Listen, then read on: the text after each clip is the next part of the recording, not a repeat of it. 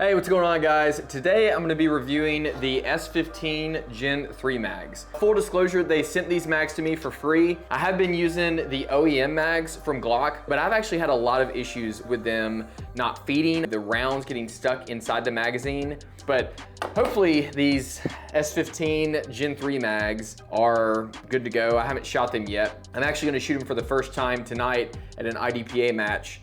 And so we'll see how well they do. They included 3 mags, and all of them had the basic base plate, but then they also included these base plates here. This one is +5, and then this one is +2, and you can see it on the bottom.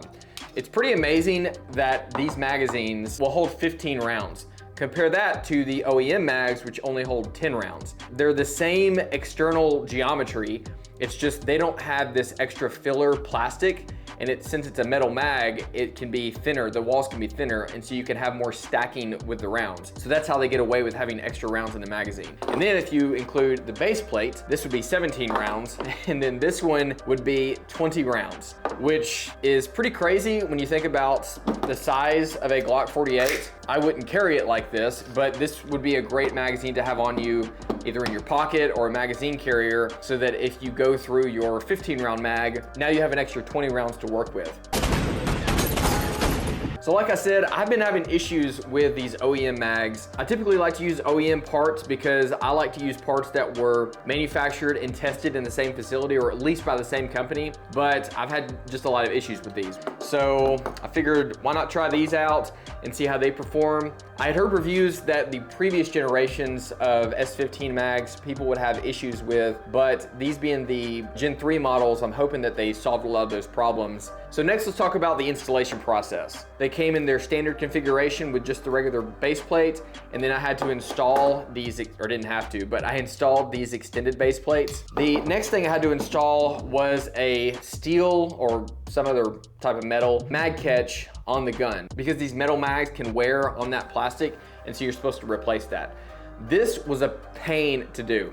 I actually did not anticipate it being that difficult, and maybe it was just the tools I was using, but there's a little pin in here, or a little bar, a spring bar, that you have to remove and disengage in order to get the original, the OEM mag catch out, and then to put this one back in. It wasn't that hard putting this one in, but getting that spring bar to disengage was an absolute pain. So I recommend you have the tools that you need on hand before ordering these kits. So the next thing the kit included was this mag well. All you have to do is insert it, and then you screw this little set screw that spreads out a piece into the back of the pistol grip, and that basically just locks it in place. So there's no adhesive, and there's no altercation that has to be done to the gun itself. And like I said, I haven't shot these yet. I've just been training with them, dry firing with them in the garage. That's why I have this barrel block installed to get ready for the IDPA match tonight. So I'm gonna go shoot this match, and we'll see how these perform.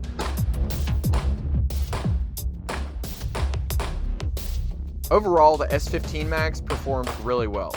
I intentionally slowed down a bit on my reloads since I had only been practicing with these right before the match. But I actually thought it was easier to do reloads with these than Glock mags. I believe it's because the extended base plates offer more to hold onto during reloads, and the smooth metal that slides in and out of the mag well better than the plastic Glock mags. And I did not experience a single malfunction during the match. If you've ever shot IDPA, then you know that there is a load capacity limit for most stages, which means that I didn't get to run them fully loaded. So I ended up using them at a USPSA match the following Saturday and was able to run them to full capacity. And they still performed without any malfunctions. So if you own a Glock 43X or 48, I highly recommend these mags. Not just because of the increased capacity, but in my experience, they seem to perform better than Glock mags. I hope you enjoy this review, and thank you for watching. As always, train to a higher standard.